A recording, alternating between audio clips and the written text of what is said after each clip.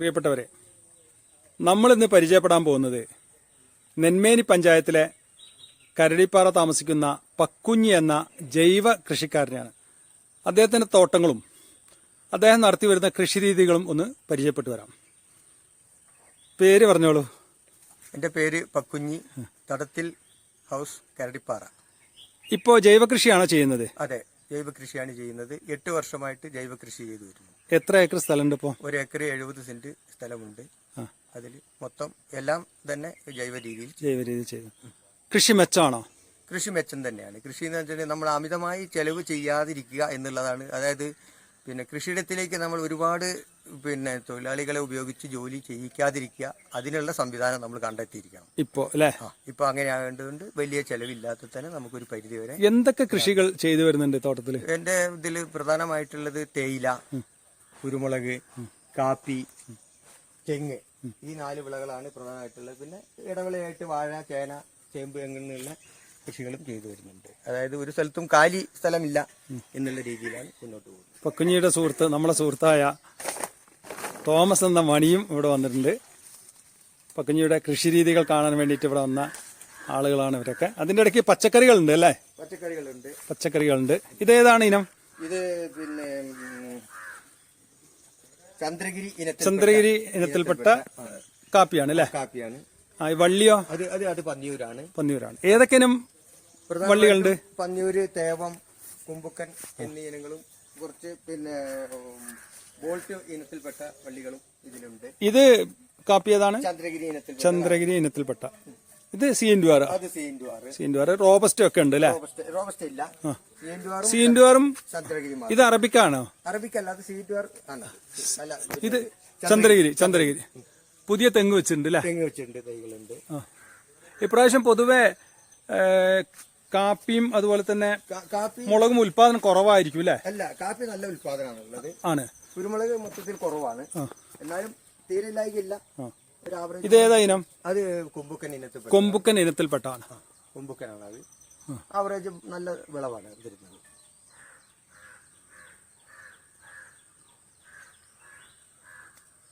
ഈ തേയില എങ്ങനെയാണ് എടുക്കുന്നത്? തേയില നമ്മളിപ്പോ 2 ഇല തിരി എടുത്തിട്ട് നമ്മുടെ ഒരു കരടിപ്പാറയുള്ള ഫാക്ടറിയിലാണ് നമ്മൾ കൊടുക്കുന്നത്. അതിന് നമുക്ക് സാധാ വിലയെക്കാട്ടും 3 ഇരട്ടി വിലയും കിട്ടുന്നുണ്ട്. ലാഭകരമാണോ? തേയില ഇപ്പോൾ ലാഭകരമാണ്. കാരണം ഗ്രീൻ ടീ എടുക്കുമ്പോൾ നമുക്ക് ലാഭകരമാണ്. വില കൂടുതൽ കിട്ടുന്നത് ഒരു കാരണമാണ്. നല്ല പച്ചപ്പ് നിലനിൽക്കുന്നുണ്ട് അല്ലേ? ഉണ്ട്. അടിയിലിപ്പോ ഈ പൊതയൊന്നും ഇട്ടില്ലല്ലോ ഈ സമയത്ത്? പൊതയിട്ട് കഴിഞ്ഞതാണ്. ഇത് അതൊക്കെ പൊതയിട്ടതാണ്. ഒരു 2 മാസം മുമ്പ് കൊമ്പ് ശിഖരങ്ങളൊക്കെ ഇറക്കിയിട്ട് അതിന്റെ അടിയിലിട്ടാണ് ചീഞ്ഞു പോയതാണ്. ഇപ്പൊ ജൈവവളങ്ങളും ജൈവ കീടനാശിനികളും മാത്രമേ ഉപയോഗിക്കുന്നുള്ളൂ. അതെ. ജൈവവളം എന്ന് പറഞ്ഞാൽ പ്രധാനമായിട്ട് കാലിവളമാണ് ഉപയോഗിക്കുന്നത്, മറ്റൊന്നും ഉപയോഗിക്കാറില്ല. ശരി. വാഴയുണ്ട്, കാപ്പിയുണ്ട്, ഇഞ്ചിയുണ്ട്, കവുങ്ങുണ്ട്, തെങ്ങുണ്ട്. അങ്ങനെ ഒരു മനോഹരമായുള്ള തോട്ടമാണ് കേട്ടോ. ഒരു മാതൃകാപരമായുള്ള തോട്ടമാണ്. ആർക്ക് വേണമെങ്കിലും വന്ന് സന്ദർശിക്കാൻ പറ്റുന്ന ഒരു തോട്ടമാണ് ശ്രീ പക്കുഞ്ഞിയുടെ കരടിപ്പാറയുള്ള മനോഹരമായിട്ടുള്ള ജൈവത്തോട്ടം. ഇത് കണ്ടാൽ നമ്മളൊക്കെ തന്നെ രാസവളങ്ങളും രാസകീടനാശിനികളും ഉപേക്ഷിച്ച് ജൈവ കൃഷിരീതിയിലേക്ക് വരാൻ കഴിയുമെന്നാണ് തോന്നുന്നത്.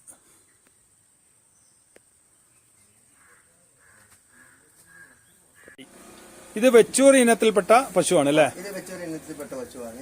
ഇതിന്റെ ചാണകവും മൂത്രം ഉപയോഗിച്ചാണ് നമ്മുടെ ഈ കൃഷിയിടത്തിലേക്ക് വേണ്ട 90% വളം നമ്മൾ ഉപയോഗിക്കുന്നത്. ഇതിന്റെ മൂത്രവും ചാണകമാണ് ഇതിന്റെ പ്രധാന ഘടകം. പിന്നെ നമുക്ക് അതിലേക്ക് വേണ്ടത് പയറുപൊടി, വെല്ലം, ഒരു പിടി മണ്ണ്, ഇത്രയും നമുക്ക് അതിലേക്ക് വേണ്ടു. അപ്പൊ ഏറ്റവും ചെലവ് കുറഞ്ഞ രീതിയിലേക്ക് നമുക്ക് നമ്മുടെ തോട്ടത്തിലേക്ക് വേണ്ട വളം ആവശ്യത്തിന് ഉണ്ടാക്കാൻ ഈ ഒരു പശു മതി. നിങ്ങൾ എങ്ങനെയാണ് സ്പ്രേ ചെയ്യുന്നത്? വളം സ്പ്രേ ചെയ്യാണോ ഒഴിക്കുകയാണോ, എന്താണ് ചെയ്യുന്നത്? സ്പ്രേ ചെയ്യല്ല. എന്റെ ഭൂമി ചെരിഞ്ഞതായതുകൊണ്ട് ഭൂമിയുടെ ഏറ്റവും ഉയരം കൂടിയ ഭാഗത്ത് 2 ടാങ്ക് ഉണ്ട്. ഒരു ടാങ്ക് ശുദ്ധജലത്തിനും ഒരു ടാങ്ക് സ്ലറി ഉണ്ടാക്കുന്നതിനും വേണ്ടിയിട്ടുള്ള സംവിധാനം. അതിൽ നിന്ന് അവിടെ അത് റെഡിയാക്കി കഴിഞ്ഞാല് അതിൽ നിന്ന് പൈപ്പ് വഴിയാണ് നമ്മൾ എല്ലാ ചെടികളിലും മുകളിലേക്ക് കൈ ഉപയോഗിച്ച് പൈപ്പ് ഉപയോഗിച്ച് എത്തിക്കും. മാനുവലായിട്ടാണ് നമ്മൾ ചെയ്യുന്നത്. ആരൊക്കെ സഹായത്തിനുണ്ട്? പണിക്കാരുണ്ടോ അതോ വീട്ടുകാരുണ്ടോ? ഇല്ല, ഇതിന് പണിക്കാരുടെ ഒരു ആവശ്യമില്ല. നമ്മള് നമുക്ക് വേണ്ട ഒരു 10 കിലോ ചാണകവും 10 ലിറ്റർ മൂത്രവും മാത്രമേ മേലെ ഈ ടാങ്കിന്റെ അടുത്തേക്ക് കൊണ്ടുപോകേണ്ടുള്ളൂ. ബാക്കി നമ്മുടെ വെള്ളം സൗകര്യം അവിടെ ഉള്ളത് കൊണ്ട് അവിടുന്ന് പൈപ്പിലൂടെ തന്നെ അടുത്ത ടാങ്കിലേക്കും ആ ടാങ്കിൽ നിന്ന് പുറത്തേക്കും പൈപ്പിലൂടെ എല്ലാ ചെടികളുടെയും ചെടികളുടെ അടുത്തേക്ക് എത്തുമ്പോൾ നമ്മൾ പൈപ്പ് നമ്മൾ കൈകൊണ്ട് എടുത്ത് ഒന്ന് നനച്ച് കൊടുത്താലും മതി. ആഴ്ചയിൽ ഒരിക്കലാണോ നിങ്ങൾ വളം ചെയ്യുന്നത്, അതോ മാസത്തിൽ ഒരിക്കലോ? ആഴ്ചയിൽ ഒരിക്കലും ആവശ്യമില്ല. ഒരു വർഷത്തിൽ ഇപ്പൊ നമ്മൾ വേനൽക്കാലത്ത് അത് ചെയ്യേണ്ട കാര്യമില്ല. വർഷക്കാലത്ത് ഒരു 4-5 പ്രാവശ്യം അങ്ങനെ ചെയ്താൽ മതി. ഒരു 4 ലിറ്റർ 5 ലിറ്റർ വീതം ഇതിന്റെ മരത്തിലേക്ക് എത്തുന്ന രീതിയിൽ ചെയ്താൽ മതി. അത്രേ ആവശ്യമുള്ളൂ. ഓക്കെ. ഇപ്പൊ നമ്മൾ നിൽക്കുന്നത് പക്കുഞ്ഞിയുടെ റെയിൻ ഷെൽട്ടറിന്റെ ഉള്ളിലാണ്. ഇതിൽ കുറെ തൈകൾ പാവി മുളപ്പിച്ചിട്ടുണ്ട്, വള്ളിത്തൈകളുണ്ട്. പക്ഷേ നമ്മൾ എല്ലായിടത്തും കാണുന്ന പോലെ വള്ളികൾ മുറിച്ചു കുത്തി അല്ലെങ്കിൽ അതിൻ്റെ കമ്പ് കുത്തിയിട്ട് മുളപ്പിച്ചെടുക്കുന്ന രീതിയല്ല ഇവിടെ കാണുന്നത്. വേറൊരു മെത്തേഡാണ് കാണുന്നത്. അതെന്താണെന്ന് പക്കുഞ്ഞി പറഞ്ഞു തരും.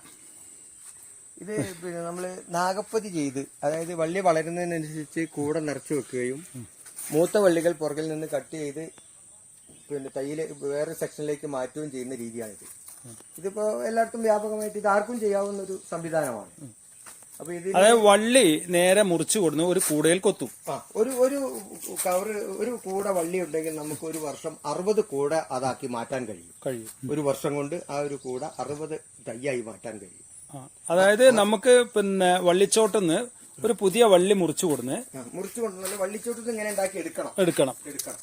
എടുത്തതിന് ശേഷം കൊടുന്ന് ഒരു കവറില് മണ്ണ് നിറച്ച് അതിൽ കുത്തിയിട്ടതിന് ശേഷം പിന്നെ ഇങ്ങനെ നീളത്തിൽ പകർത്തി കൊടുക്കണം അല്ലെ? വള്ളിയുടെ വളർച്ച അനുസരിച്ച് ഓരോ കമ്പിനും ഓരോ കൂട നിറച്ച് പിൻ ചെയ്യുന്ന ഒരു സംവിധാനമാണ്. പിൻ ചെയ്തു പോകും. എന്നിട്ട് എങ്ങനെയാണ് അത് തോട്ടത്തിലേക്ക് മുറിച്ച് മാറ്റൽ? എങ്ങനെയാണ് പിന്നെ ഇത് ചെടിയായിട്ട് ഒരു 10-20 കൂട ഒരു വള്ളിയിൽ നിന്ന് നമ്മൾ വെച്ച് കഴിഞ്ഞാല് അതിന്റെ പുറകിൽ നിന്നുള്ള ഈരണ്ട് കൂട ഓരോ തവണയും മുറിച്ച് മാറ്റും. അപ്പൊ അതിനനുസരിച്ച് വള്ളി മുന്നോട്ട് പോയിക്കൊണ്ടിരിക്കും. അങ്ങനെയാണ് ഇതിന്റെ സംവിധാനം. മുറിച്ചു മാറ്റിയ വള്ളിയാണ് ഇപ്പോൾ ഈ കാണുന്നത്. ഇതിപ്പോ നടാൻ പാകത്തിനായതാണ്. ഈ ഭാഗത്ത് കാണുന്നത് അത് നാഗപ്പതി ചെയ്യുന്ന സംവിധാനമാണ്.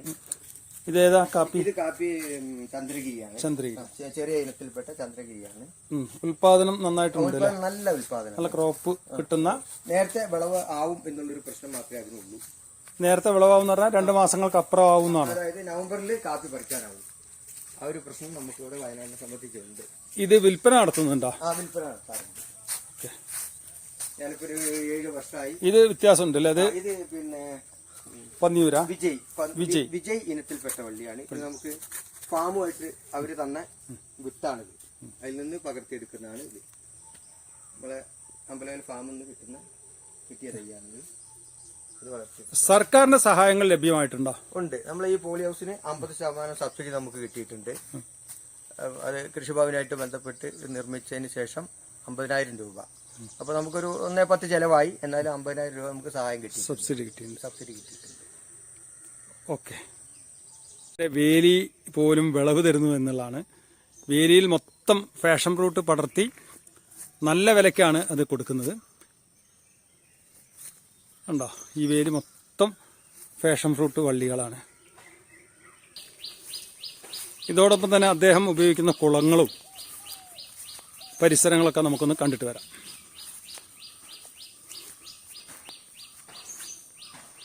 ഇത് ജാതി തൈയാണ്.